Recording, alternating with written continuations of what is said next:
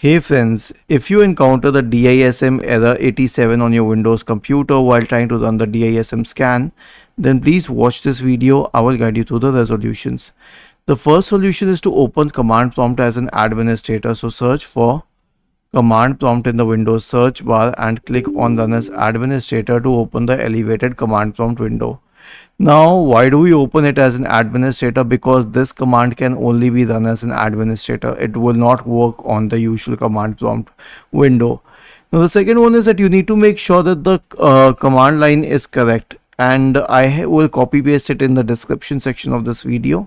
But here's the thing, there is a space between exe and online, and a space between online and cleanup image. So it needs to be correct. If you omit the space, then this command will not work. See, I copied the right command and it will definitely invoke the DISM scan.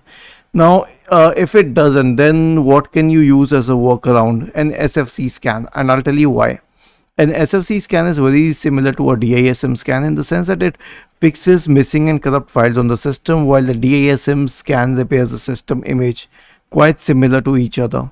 So, search for command prompt in the Windows search bar and click on run as administrator.